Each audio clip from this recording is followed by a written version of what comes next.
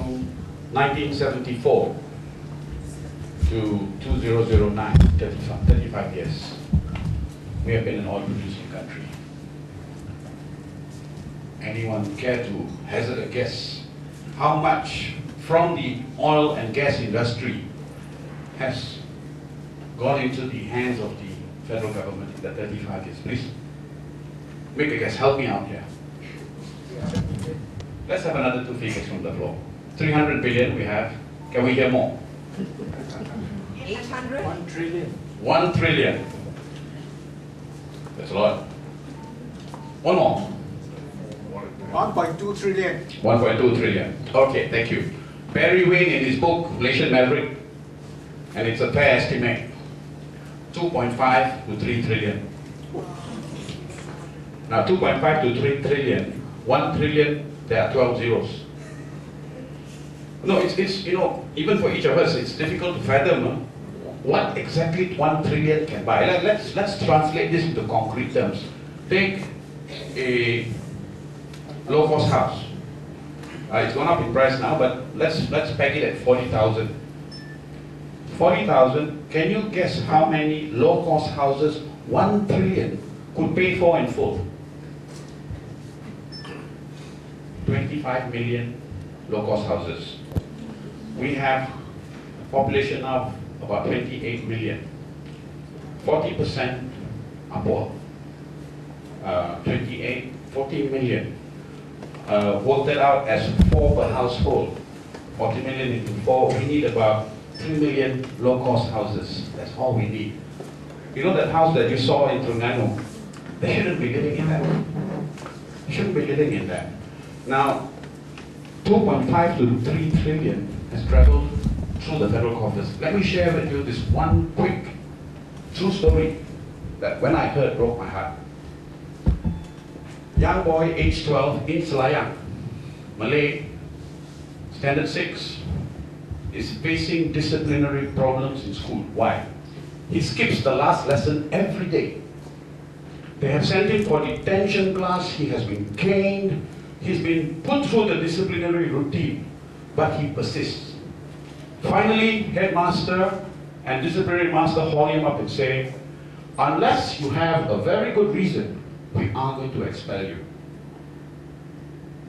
The child breaks down and cries, and in between sobs. He tells them that he runs home every day, skipping that last lesson, back home close by, to let his elder brother take the uniform and the shoes, so that he can attend afternoon school form 1. This is 2009. Mahathir says 2020, developed nation status. We have built KLIA. We have built the Twin Towers. But our children have to share uniforms. We have gone wrong as a nation. Now, the Rakyat reform agenda is first about taking ownership back of this country. And when you take ownership, with ownership comes responsibility. And as we take ownership and take responsibility, we urge that we do this for the 40%, who we together with the government, let's not just point our fingers at the government, collectively we and the government have ignored them. As Jaya said, we drive home to our middle class homes, we pass squatters, but we look the other way. Alright? The Rakyat reform agenda is about taking this country back, taking responsibility for the institutions, taking responsibility for the wealth, not for ourselves, but for the 40% who are marginalized. Now last year, I'm coming to the first proposal that MCLM has in respect of this first issue. Last year, I spoke at a forum in Sabah, and for the first time, I heard Dr. Jeffrey share what he just shared with you this evening. And I was shocked. I was stunned because for 40 years, right from school, I was taught that they were the 12th and the 13th states. Alright? Now the ramifications of what we've heard this evening is frightening. It means as a nation, as a people, we have been lied to. And in that process, our brothers and our sisters in Sabah and Sarawak have been denied the fruit of the natural resources that they have. And people, you must go there yourself if you have a chance. Because it's insane to see how some of those in the interior have to live. And that's why you know when you hear this criticism of why do they sell their vote for 50 ringgit, you've got to go see how they live first. Then you'll understand. Then you'll understand. Now, what's our proposal? My proposal is this. I got to tell you this, when I heard this last year, I was angry. I was angry that for so long, we have been lied to, and in the process, they have been cheated. But I've also been saying this in Sabah and Sarawak, and I've said this again to Dato' Jeffrey. If you think the people of Sabah and Sarawak have been colonized, you're not the only ones. The people of Malaya also have been colonized. We here are colonized. We are colonized in the name of Ketuanan Melayu. We are colonized by UMNO. UMNO has taken over where the British left off, of course with the full complicity of their partners in Barisan Nasional. And that's the reality. Come back to this. What we are proposing is this. A new post-13 GE, I underline this, non-BN government. We would want that new government to immediately appoint a Royal Commission of Inquiry. Not a Teo Beng Hock or Sarbani sort of inquiry. Alright, because we've lost all faith in those sorts of institutions and the components that make up this. We want commissioners who have the confidence of the people of Sabah and Sarawak. Because it's about that. It's about how their lot was decided in 1963. What were the terms of the agreement? What was the spirit? What was the intent? We want an RCI established to first of all come back and report to us first and then His Majesty. Because, sorry, we are the boss first. His Majesty then. Report to us on the terms of the agreement of 1963. Report to us on the 20-point agreement and the 18-point agreement. What precisely was agreed? Number two, important. If all that Dr. Jeffrey has told us tonight, and I've got to say this, friends, I am convinced that an honest man shared with us today the truth of what transpired in 1963. If all that is true, we need to know who were responsible for hijacking this agreement in 1963. We need to know the truth. We need to reconcile the truth if we have to move forward.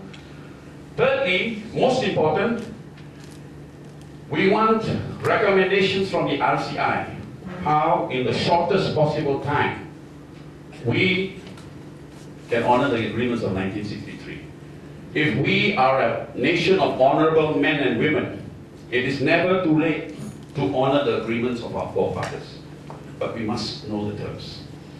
This is what MCLM's first proposal is, by way of reform. It doesn't need any legislative enactments. It needs the political will to do the right thing. That's our first. You've heard from JR on the social inclusion agenda. I'm not going to labor on that because I want to leave as much time for us during Q&A. Liberties.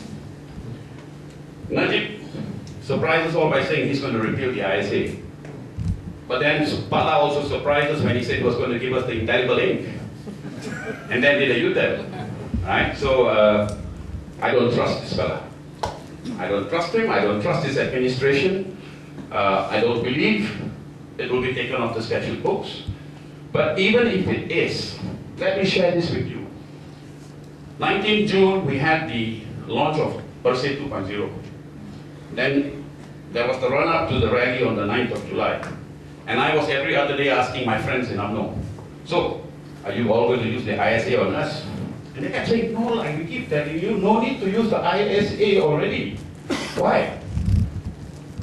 because they have section 122 of the penal code. Anyone know what that is? Remember the Al-Mauna? Charged with waging war against the Agong? And the 31 PSM who were detained at Juru? The remand order was obtained upon the magistrate being told that they want to investigate a possible offence under section 122 of the penal code, which is waging war with the Agong. Now that is a capital offence. That means they hang you if you're found guilty. And it is non-bailable. Alright, so for instance, and this was the game plan, if they decided to charge the 31 and they alleged a conspiracy to wage war, they would also then charge Liu Chin Tong, Tony Tua, Musa, Haris Ibrahim with a conspiracy to wage war. We will of course claim trial, no bail, in you go remand, pending trial, objective back without using ISA. You see, ISA we always complain about detention without trial. 122 it's detention pending trial. But the point here now is you are abusing the prosecutorial powers in that you create, you reka satu tuduhan, you charge us and you detain us. Alright? So even if they take away the ISA, you know, it's not freedom time, people. Add to that, we still have OSA, we still have UUCA, we still have PPPA, we still have the Sedition Act. Until we are rid of all of this, we are not free people. Take away the OSA and we'll be able to begin to dig up the papers that will reflect the enormity of Mahathir's hijacking of the wealth by him and his cronies, but OSA now shields him. Take this away, we are beginning to be a free people. Now, let's just say we change the government post 13GE. We get a new government, and all the non-GAN parties are committed to this. But what we're going to hear is, yes, AG's Chambers is looking into this and they're drafting the bills. 1 year later, they're still drafting the bills. 2 years later, they will say AG's Chambers was hit with a computer virus, they started again. Now, I don't want to listen to that. So what we have done now is we have a legal team that is drafting the bills. We will have the bills ready, including, you will recall, JR had mentioned the Malaysian Social Inclusion Agenda Commission. We are drafting a bill for that as well, because you need to have legislation to create that commission. Additionally, we are in fact drafting a bill to criminalize, it means to amend the penal code, to criminalize the kind of speech we hear from Ibrahim Ali, aka hate speech. We want to make that sort of speech an offense. Alright? Remove the Sedition Act, but criminalize hate speech from the likes of Ibrahim Ali. So what we are doing is we are having all those bills drafted. We get the new government in. We don't have to listen to the story of AG's Chambers drafting. The bills are ready. We expect in the first sitting of Parliament, this becomes the priority of government business. Table those bills, have them debated. Okay? So that's returning the liberty to the Rakyat.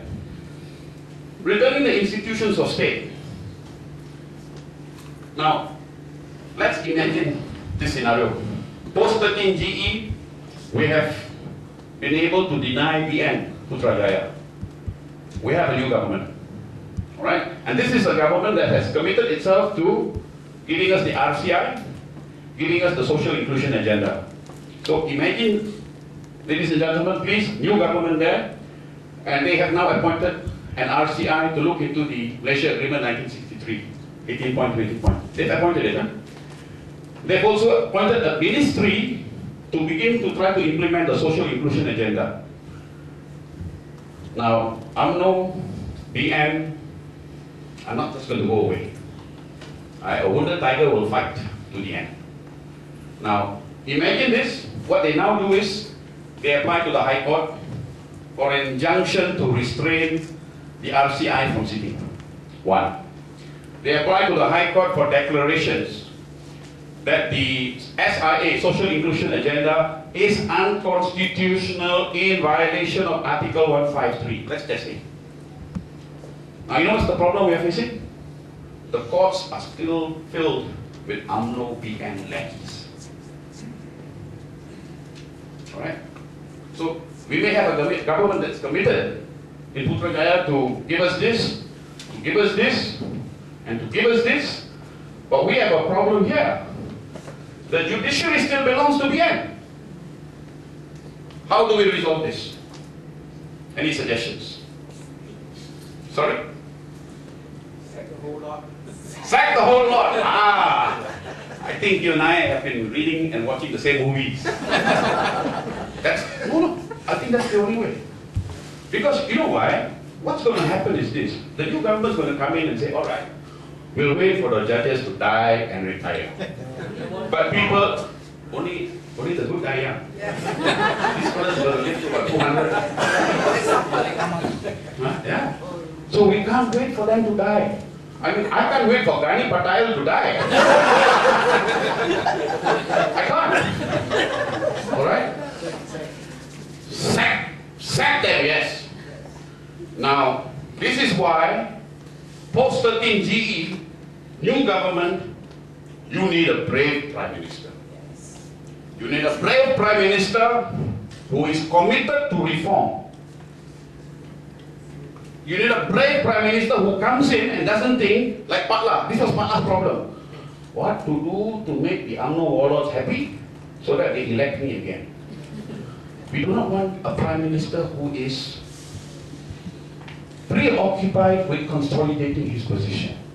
We do not want a Prime Minister who is preoccupied with the 5 years we have given him. And I want these reforms.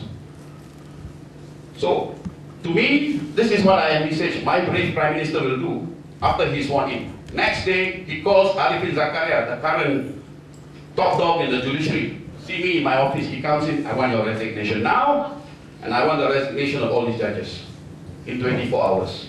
If not, he seeks an audience with His Majesty and asks His Majesty to summon a special sitting of Parliament.